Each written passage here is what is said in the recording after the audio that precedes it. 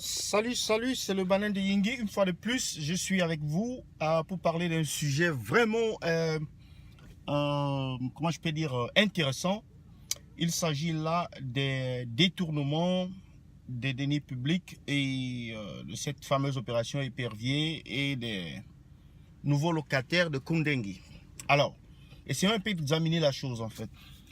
Moi, je suis de ceux qui pensent que lorsqu'on évolue dans un système qui est faux, le résultat sera plus ou moins faux. Et je vais vous expliquer pourquoi j'ai dit ça. Parce que voyez-vous, ça fait des années que le régime en place est au courant, en commençant par l'affaire Tutu-Zezwa et tout ça, peut-être un peu bien avant. Et ils ont commencé, soi-disant, à combattre les détournements.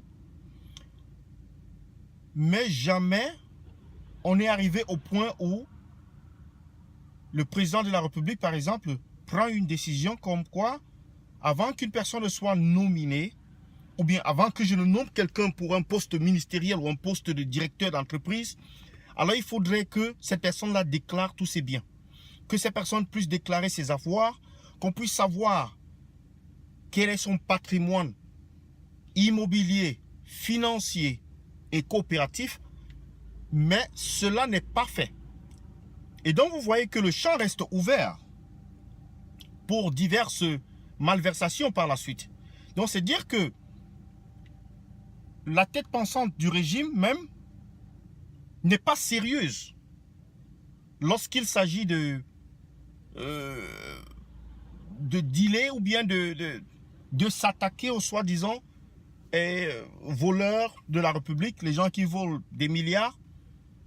Certains même on les nomme à un poste, ils volent dans ce poste, ils détournent de l'argent dans ce poste et puis on leur donne une autre promotion, c'est-à-dire on les envoie ailleurs dans un ministère beaucoup plus intéressant. C'est-à-dire quelqu'un peut quitter le ministère, je ne sais pas moi, le ministère des Affaires sociales et on l'envoie au ministère des Finances ou on l'envoie au ministère de la Défense ou on l'envoie au ministère, je ne sais pas, des Travaux publics.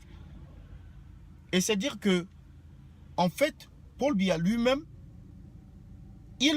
soit il manque de volonté, soit il manque d'inspiration, soit il est simplement dépassé par les événements. Mais moi, je veux croire que s'il est sérieux en allant soigner les malades, il faudrait bien qu'il puisse prévenir la maladie en avant. C'est-à-dire en avance, c'est-à-dire en amont. Dire, avant que je nomme quelqu'un, il faut que je puisse savoir qui est cette personne, qu'est-ce que cette personne fait? Mais puisque toutes ces personnes-là sont dans le grand R, alors, qui va donc savoir ce que les gens font? Toutes ces personnes sont dans le RDPC, donc le parti au pouvoir. Et donc le simple fait qu'ils soient dans le RDPC veut dire qu'ils sont validés comme étant des, je ne sais pas, ils sont éligibles pour être ministres, ils sont compétents, ils sont capables. Mais il n'y a aucun test d'honnêteté, d'intégrité et aucun test de, c'est-à-dire, comment je peux dire, un test, c'est-à-dire de vérifier avec paperasse, de faire des enquêtes, de savoir telle personne, est-ce que elle a des biens, si elle a des biens, où sont ces biens? Sont-ils ici au pays? Sont-ils ailleurs? Mais pour qu'on puisse savoir. Comme ça, on peut savoir après, lorsque les personnes ont détourné l'argent. Parce que, voyez-vous, cette opération, lorsqu'on les arrête, on les envoie à Koundengui, et puis il n'y a plus rien, on ne parvient à rien récupérer.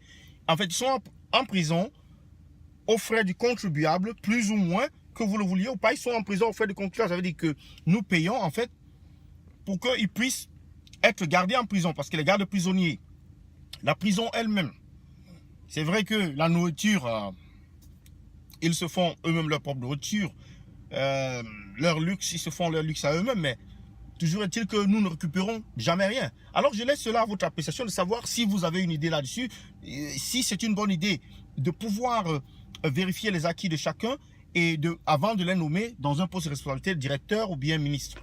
Donc j'attends vos commentaires, partagez la vidéo, aimez, abonnez-vous à ma chaîne. Merci, à bientôt.